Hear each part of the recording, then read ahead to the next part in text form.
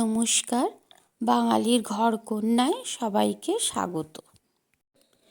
আজকে শুধুমাত্র চিনেবাদাম দিয়েই একটা খুব সুন্দর প্যাড়া তৈরি করব।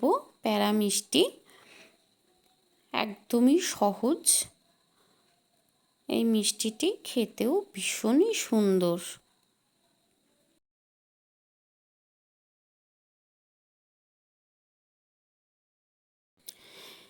এই প্যাড়াটা বানানোর জন্য আমি এখানে 1 বাটি পরিমাণ চিনেবাদাম নিয়েছি আর 4টে এলাচকে ফাটিয়ে তার ভেতরের দানাগুলোকে বার করে নিয়েছি।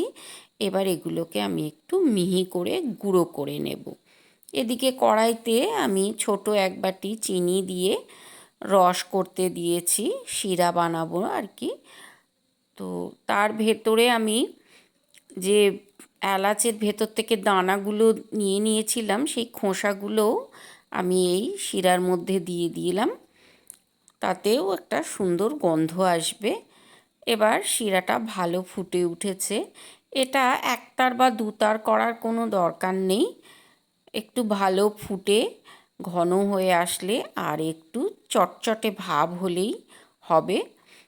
এবার আমি যে গুঁড়ো করে রাখা বাদামটা ছিল, সেই গুঁড়োটা আমি এর মধ্যে দিয়ে দিচ্ছি শিরার মধ্যে, এবং সঙ্গে সঙ্গেই খুব ভালো করে এটাকে নাড়তে থাকতে হবে।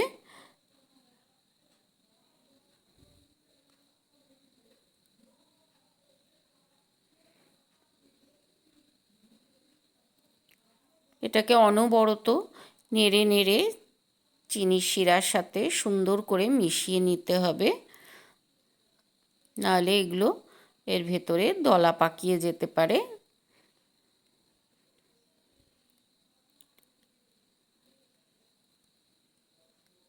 এবারে আমি 10 টাকা দামের যে গুঁড়ো দুধের প্যাকেট হয়, সেই গুঁড়ো দুধ এর মধ্যে দিয়ে দিলাম।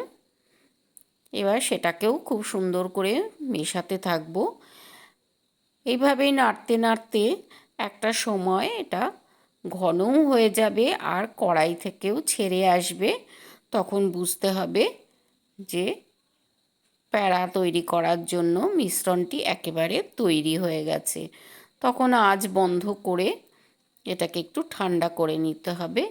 আর এই পুরোটাই কিন্তু একদম লো টু মিডিয়াম আঁচে করতে হবে, কারণ বেশি চড়া আঁচে করলে কড়াইতে পুড়ে উঠবে এটা।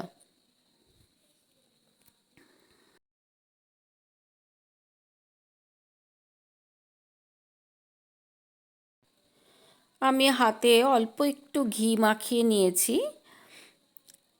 আর এই প্যাড়ার যে পুরটা করেছি সেটা কিন্তু একদম ঠান্ডা হয়ে গেলে চলবে না, অল্প একটু গরম গরম ভাব থাকতে হবে।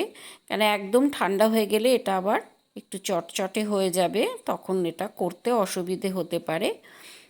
প্রথমে একটুখানি নিয়ে হাতের মধ্যে সেটাকে গোল করে নিয়ে এবার বুড়ো আঙুল দিয়ে একটু চেপে দিলেই প্যাড়া তৈরি হয়ে যাবে।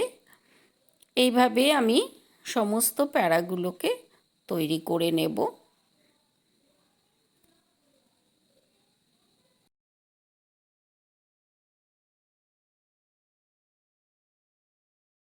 এগুলো আমি এবার সার্ভ করার জন্য রেডি করে নিয়েছি।